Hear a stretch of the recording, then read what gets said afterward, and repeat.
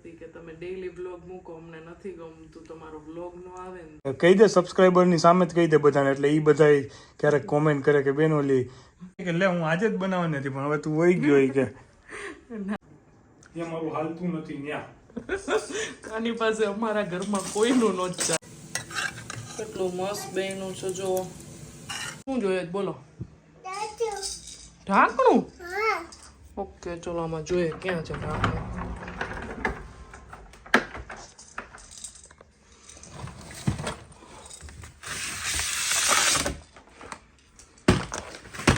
નીચે ઉતાર દઉં? બધા ઢગલો કરવા થાય ને કાં હરખો.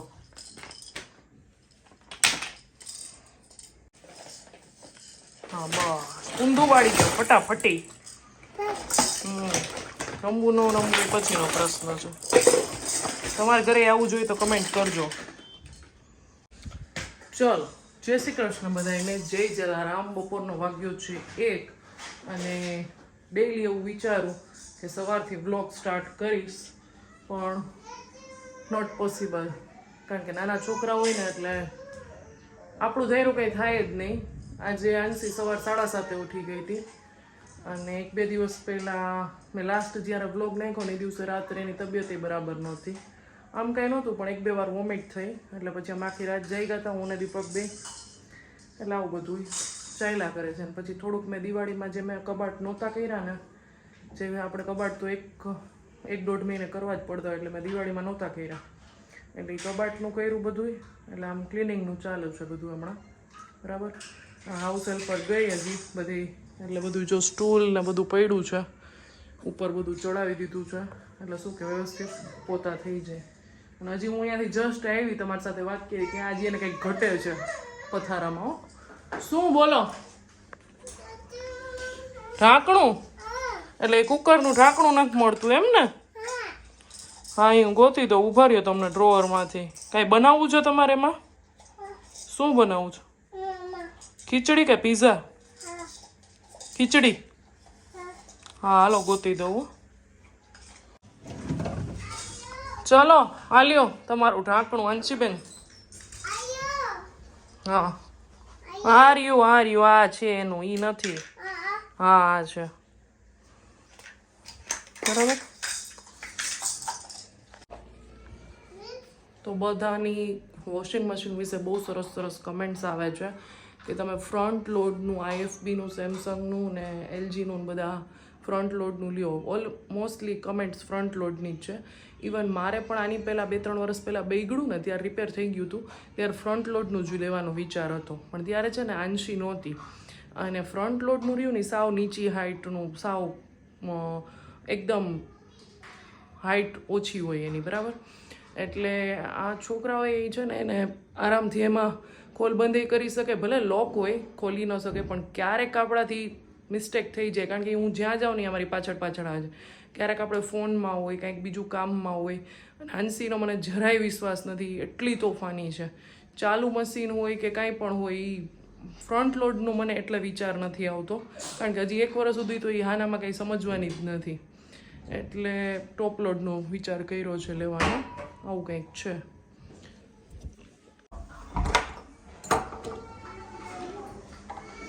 આવ્યું રિઝલ્ટ? હજી ન થાય? હજી તો કાંઈ નથી. ઓકે.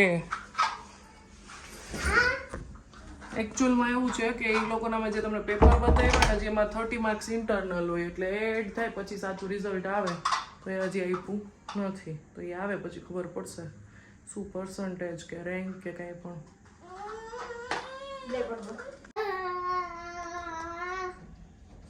બેનને માથું દબાવી દેતી હતી?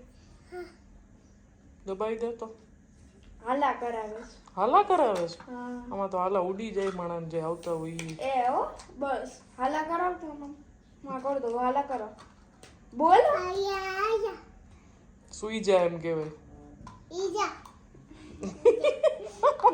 પરાણે સુવડાવી દીયો પણ સુઈ જાય કે તો પછી શરમાઈ જાય. હા પીજા. અંશુ તને હમણાં મમ્માએ નવું શું બોલતા શીખવાડ્યું છે? નહીં. થેન્ક યુ બોલતો. Thank you. હાલો બધાય જમવા. લીલી ચોળીનું શાક, ટમેટા, ગાંઠિયા, શેકેલા મરચા અને રોટલી ને ભાત. કંઈક કચરો આવી ગયો છે. તોયને સુધાર્યા હતા તોય. છે ભાત, અહીંયા છે છાસ. જો આવા સીન હોય અમારે ઉઠતા હોય તો. આંસીને તો અમારે રાત સુધી તમે એટલે કે સાંજના 7, 7:30 સુધી હોવા દે ને તેને હું હોય ઉઠવું જ ન હોય. મારા પદુ ઉપર લાઈટ આવે છે. તો લાઈટ આવે એટલે હવે 4:30 ને 5 થઈ ગઈ છો. ચલો હું શાકભાજી થોડુંક લઈ આવી. હાલો જો અહીંયા હું શાક લઈ આવી છું. મારી ચા મૂકીને પછી હું ગેસ બંધ કરીને ગઈ. લીલી ડુંગળી સરસ મજાની અત્યારે આવી, કોબી, રીંગણા, કાકડી કેટલું બધું લઈ આવી. જો આ હું મગ પણ મોરબીથી લઈ આવી હતી, બરાબર. એ હું તમને બતાવતા ભૂલી ગઈ હતી. 99માં હતો અને અહીંયા લીધો હતો. થોડુંક સાફ કરવું પડે એમ છે. આ તો 69માં જ હતો. ચાલો બધા ચા પીવા. શું જોઈએ છે તારે અહીંયા? હે ટોયસ ને ઘા કરવાના પૂરા થયા એટલે હવે વાસણનો વારો આવશે અમારે. કેટલું આમ જોવે છે ધ્યાનથી, આમ જાણ કે આપણે કેમ ગોતતા હોય એવી રીતે જોવે છે. શું હું લઈ જાઉં જો અહીંયા જ રમવું છે બરાબર. હવે મારે કિચનમાં આવવાનો ટાઈમ થઈ ગયો ને. જો ભાજી સમારાઈ ગઈ છે અને મને મેથીની ભાજી સમારવાનો થોડોક કંટાળો આવે. સાસુના બધા કામ કરવાનું, મેથી ભાજી સમારવાનું, કપડાં સંકેલવાનું, એવું બધું કપડાં સૂકવવાનું, એવું બધું કંટાળો આવે થોડોક. પણ શું કરીએ, ઘર લઈને બેઠા છીએ તો કરવું જ પડે બધું. તમને મારી જેમ આવું ન ગમતું હોય તો કહેજો. મેથીનું શાક બહુ ભાવે પણ ભાજી સમારવી ન ગમે. જો હજી પાછું કઈક આંસી ઈ રેવા દે. જો તું રેવા જ દેજે. હા ઈ લઈ લે મારી દીકરો. આવું બધું પાર કરીને અમારે જવાનું હોય. આવું બધું હોય અમારે રસ્તામાં. જો અહીંયા છે, અહીંયા છે, અહીંયા છે અને એના મેઇન માલિક અહીંયા બેઠા છે. ચા હા એમાં ચા પીવાની હોય ને? હે હા એમ પીવાની હોય. Very nice. હા પીવો. હા અંશુને તો મસ્ત આવડે છો. શું બોલવાનું? મમ્માએ શું બોલતા શીખવાડ્યું તને? Thank you. શું કહેવાનું? બોલ તો આમ. Thank you. Thank you. તો ચલો આજે બનાવીએ મસ્ત મજાની શિયાળુ સ્પેશિયલ મેથી અને રીંગણાનું શાક. મેથી રીંગણાનું શાક આપણે જે નોર્મલ શાક વઘારતા હોય લસણવાળા એવી જ રીતે હોય, પણ આમાં અમુક ટિપ્સ ને ટ્રિક્સ સાથે કરશો ને તો શાક ક્યારેય કડછું નહીં થાય તમારું અને એકદમ ટેસ્ટી લાગશે શાક. તો શાકમાં છે ને જેટલી આપણે મેથી નાખી હોય ને એટલા જ રીંગણા લેવાના, જરાય એનાથી ઓછા તો બિલકુલ નહીં લેવાના. શાક છે ને થોડુંક કડછું લાગે છે પાછળથી.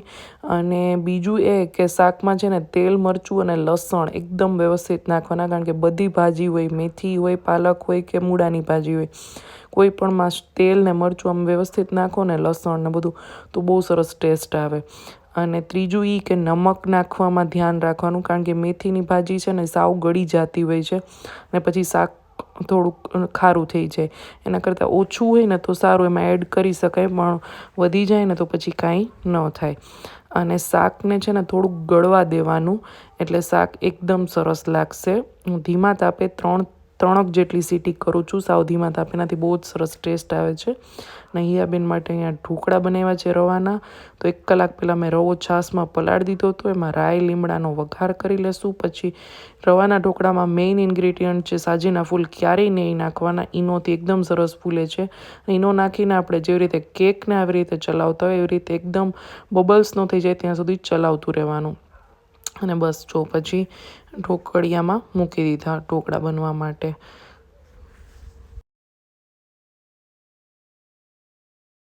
જો આપણા બની ગયા છે રવાના ઢોકળા. એકદમ જાડી પડી છે, એકદમ ફૂલા છે અને વઘારને લીધે એકદમ ટેસ્ટ પણ મસ્ત આવે. જો એકદમ મસ્ત બન્યા છે. સવારમાં મજા આવી જાય ચટણી ને ચા સાથે હોય ને તો.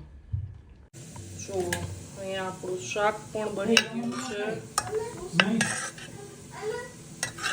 કેટલું મસ્ત બન્યું છે જો.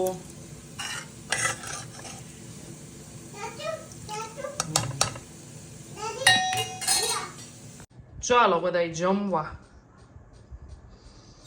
મસ્ત મજાનું શાક થઈ ગયું છે.